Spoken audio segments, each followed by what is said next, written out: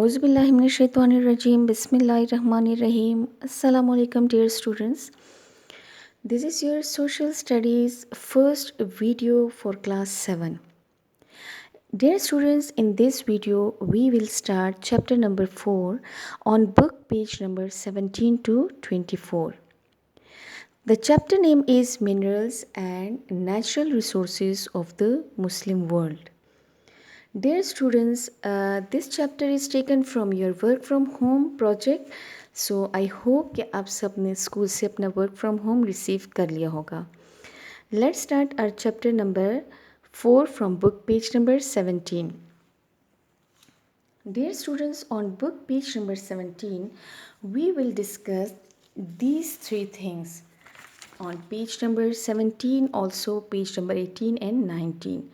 The first thing is a definition of the chapter name, that is mineral and natural resources. The second thing is oil producer countries, and the third is oil consumer countries. So let's start your book page number 17 first. First of all, we will discuss the definition of minerals. So the definition of minerals is: minerals are substances that are formed naturally in the earth. Rocks are made up of minerals. Minerals are usually solid, inorganic, have a crystal structure, and formed naturally by geological processes. You can write this definition on your book page, not in your copy. आप लोग अपनी book page के ऊपर इसको pencil से लिख सकते हैं कि वो चीज़ें हैं जो कि नेचुरली ज़मीन में पाई जाती हैं और ये जियोलॉजिकली यानी जोग्राफियाई लिहाज से ज़मीन में जो प्रोसेसेस होते हैं उसकी वजह से ये बनते हैं. ये इनऑर्गेनिक होते हैं और यूजुअली सॉलिड होते हैं, यानी कि अमूमन ये सॉलिड ही होते हैं जैसे कि सॉल्ट और कोल. और इस तरह से ये क्रिस्टल स्ट्रक्चर में होते हैं. ठीक है, इसकी एग्जांपल हमारे पास है ऑयल, कोल, गैस, सॉल्ट. लेकिन यूजुअली का वर्ड यूज़ हुआ है तो मीन के मोस्टली इसमें सॉलिड फॉर्म में पाए जाते हैं.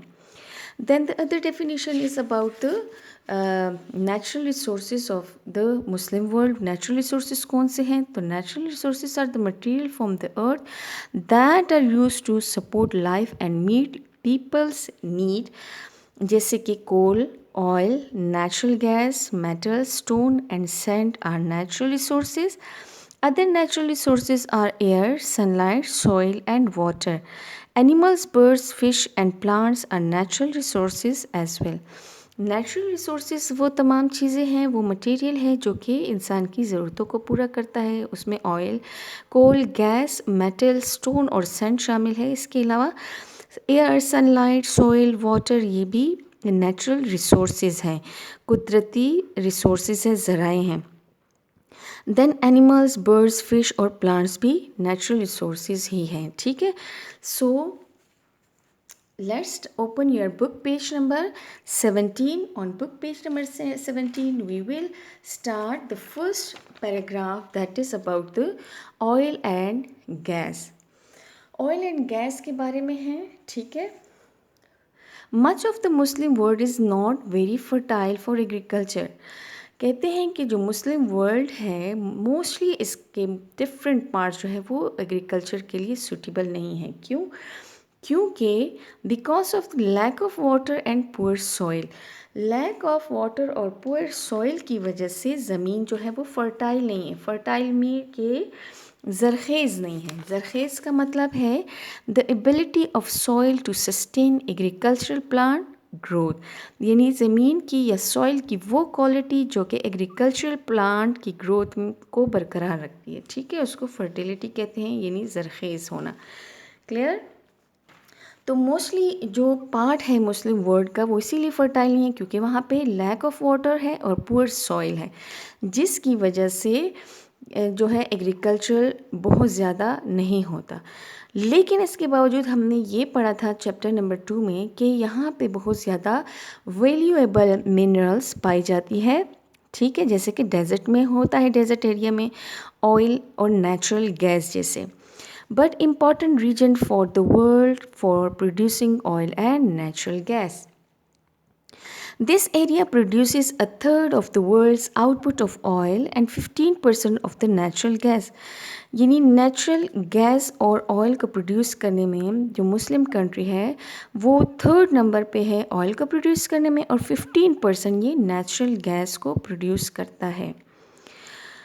More of these energy sources are being discovered all the time, especially gas in Pakistan. जितने भी नेचुरल रिसोर्सेज हैं ये डिस्कवर होते रहते हैं हर वक्त, लेकिन जैसे कि सुई के मकाम पे पाकिस्तान में बलूचिस्तान जो हमारा प्रोविंस है वहाँ पे सुई के मकाम पे गैस जो है वो डिस्कवर हुई है. ठीक है.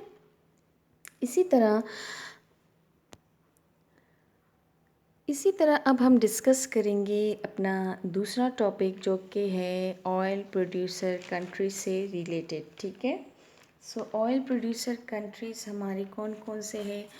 ऑयल प्रोड्यूसर कंट्रीज़ में फ़र्स्ट पे है सऊदी अरेबिया, सेकंड पे ईरान है और थर्ड पे इराक है.